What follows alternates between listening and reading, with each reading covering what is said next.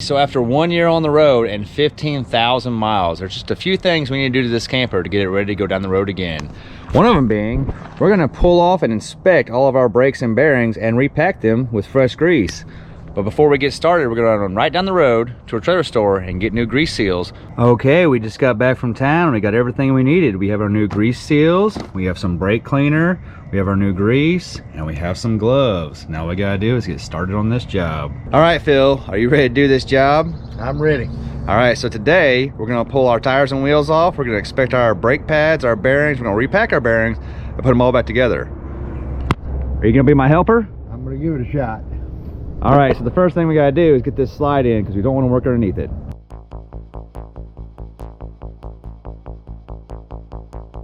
So now that we got the slide in, we don't have to work underneath it. The first thing we're gonna do is we're gonna soft brake all these lug nuts right here. Okay. And then once we soft brake them, we're gonna use our hydraulic jacks to pick up this side of the camper just 1 inch off the ground, and we'll do one tire at a time.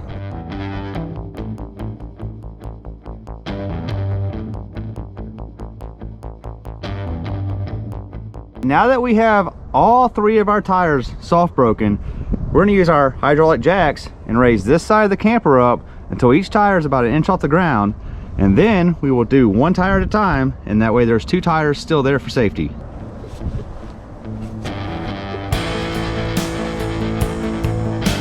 Hey Phil, I borrowed those from your house. Oh, you did? I'll give them back to you when we're done if you want. All right. You can have the used ones too.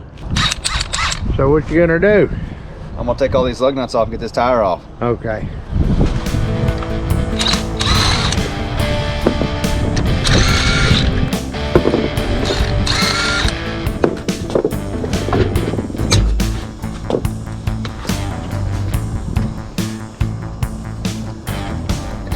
Each tire is set up with my tire link system, so if I don't put it back in the right spot, whenever I have a little air pressure, I won't know which tire it's talking about. Oh, okay. So that tire has to go back in the same spot, otherwise my system will be confused. Here it comes. There she comes, baby. Well, we don't have cotter keys, but we had these little clips.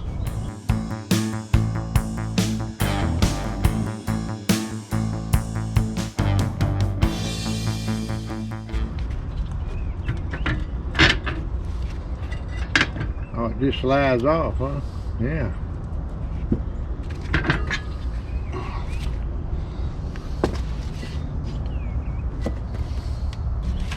I will say, holy brake dust. How's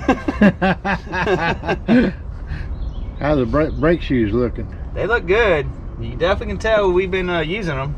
Yeah. But I already knew that because of how dirty my rims always are. So you can see the grease seal was doing a good job. We have no grease inside of our brake cavity. There's nothing wrong with the spindle, and the hub looks pretty good, but we're gonna get everything a good cleaning, get rid of all this extra brake dust, because that's like 15 or 16,000 miles worth of brake dust. And we're gonna repack these bearings. All right, Phil, it's time for some good old brake clean. You've never heard of this before, have you? I've never heard of it. This stuff is so good, but it will find all the cuts on your skin if you have them. It burn you? Oh, it will, but it's gonna take care of all that brake dust for us. All right.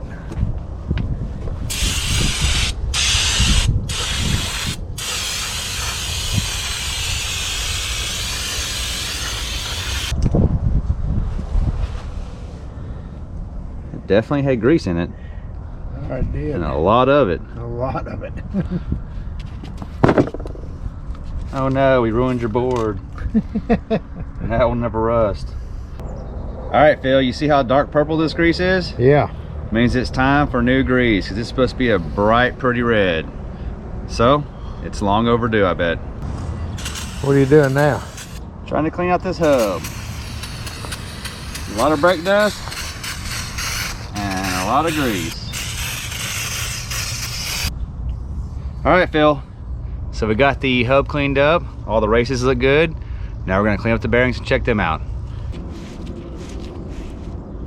Bearing look okay? So far, I ain't found anything that concerns me. They all roll pretty good, pretty smooth, no flat spots. Sounds like it's doing what a bearing ought to do. Stay greasy and roll. There you go. So I've checked out both bearings, they're nice and clean now. They look really good, so we're gonna go ahead and repack them with grease and get ready to put everything back together.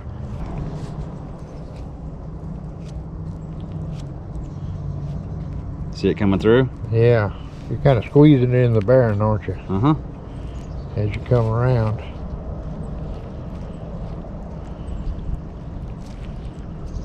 And you just keep rotating till it all gets in there. So what are you doing now? I'm putting grease in the race, getting ready to put this bearing back in. Okay.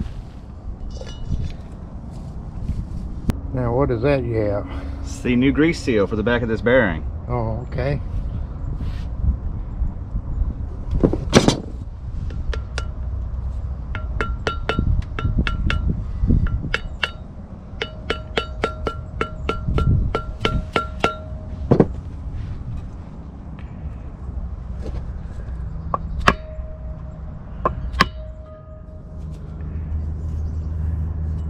All right, we're good. We're gonna grease up our spindle and get ready to put the hub back on.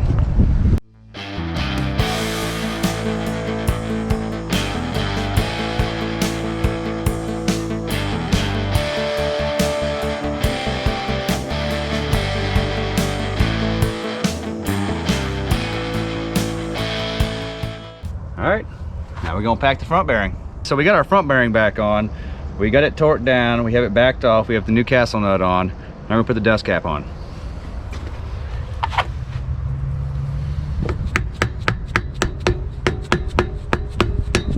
All right. One down, 5 more to go.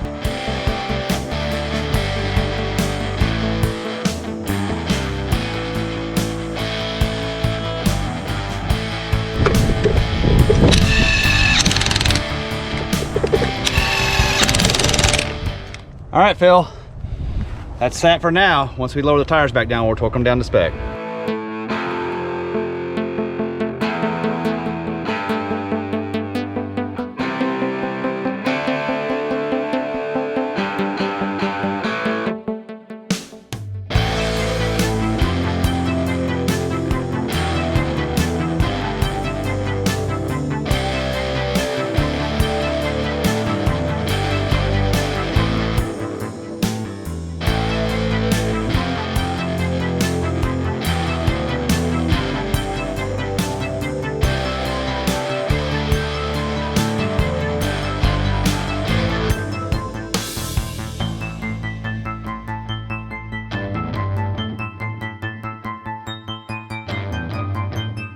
We got 2 done on this side, 1 more to go. What time is it? 11 o'clock. You think we can finish that third one before lunchtime?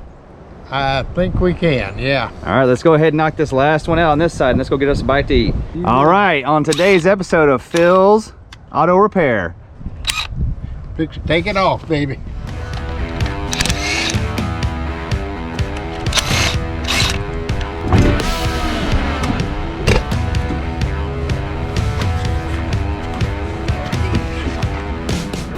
Now we're cooking with gas. You gonna make a hand yet? Yeah. They gonna get mad at you because you ain't wearing gloves, Phil. Oh, I know it. We old school. So we just finished up inspecting all the brake pads, the bearings, repacking the bearings on the front side of the camper. Now we're gonna head down the road and get some lunch, and when we come back, we're gonna knock out the back side of the camper. Just got back from eating lunch and it was awesome. Now before we get started working on this side of the camper, I wanna talk to you guys about something. While we were eating, Phil pointed out, you just crossed 5,000 subscribers. Now 5,000 subscribers may not seem like a big deal to some people, but to us, it's a huge deal.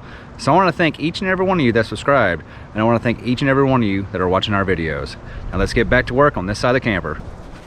All right, so we got finished with this side of the camper. Surprisingly, if you don't film it, it takes half as long to do it. So it took us about 2 hours on the front side and only about an hour on the back side. So what are we gonna do next? Well, now we've lowered the camper back down. It's time to torque them up, and they take a step torque procedure. We go 30 foot-pounds, 60 foot-pounds, 120 foot-pounds. And we're gonna torque all 6 rims right now.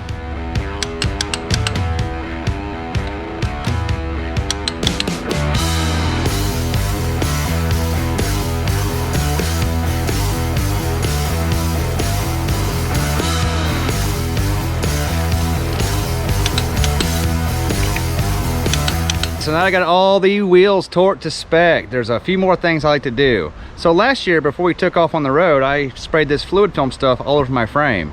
It kept it looking real nice and it protected it from rusting, but there's one problem. It picks up all the road grime while you're traveling.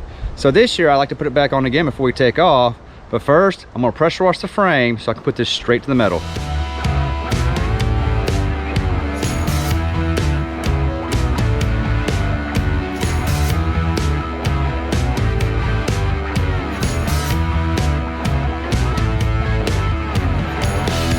Just finished pressure washing, and I think the suspension components and the frame rails cleaned up pretty good.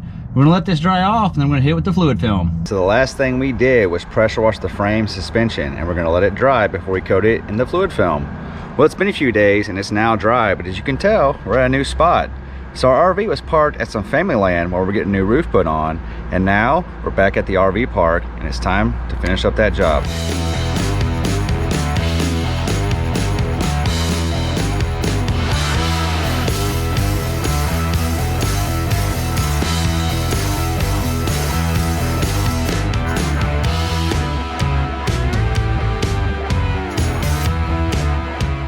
All right, check out how nice and clean and protected that frame is now. We're gonna let this first coat dry and we'll come back and hit it again and catch all the spots we missed. So we just got done putting the second coat of fluid film on the frame and it's looking pretty good. We got just a few things left to do before we hit the road again. I'm gonna show you how to defrost the fridge and take care of the door alarm, and we're gonna give this thing right here a good bath. So today, we're gonna defrost our freezer. Now we do this about every 3 or 4 months and it gets about like this every time. So let's go ahead and get all that ice out of there. Okay, we're gonna use a really unique device to do this job. Mama's hair dryer.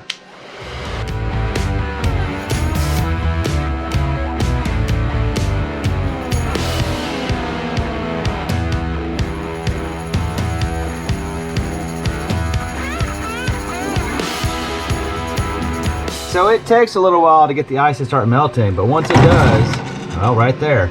Once it starts to melt, it comes off pretty easy. Now these guys right here, these are just cheap cutting boards from Walmart. We saw this on the internet, we decided to give it a try.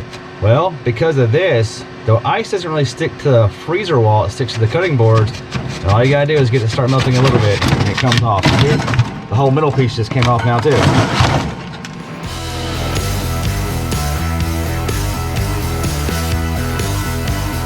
We have our fridge defrosted and cleaned out and it's ready for the next go around. We got our cutting boards reinstalled.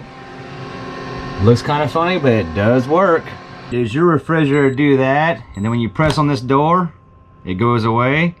I'm gonna show you 2 ways to fix that. The temporary fix, or the fast fix, is you take these little 3M bumpers right here, you open your door, you find your door switch right here and put one on it. That way, whenever you close the door, this guy right here engages the door switch and it makes sure the alarm doesn't come on saying the door's open. Now I'm going to show you how to fix it the more permanent way. The more permanent way is you need to remove this little cover right here, and we're going to remove these 3 screws, and we're going to take the door off, and we're going to put a washer or a spacer on the bottom of the door to lift the door up so that it engages the door switch alarm.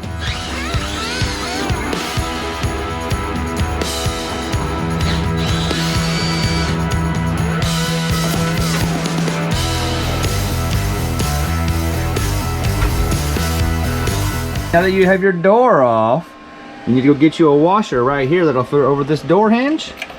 Put it right there.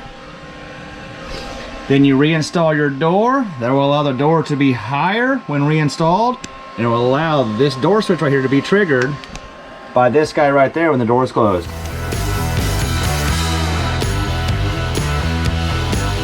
Now that we have our door reinstalled, we have let it go for about 1.5 minutes and the door alarm has not come on.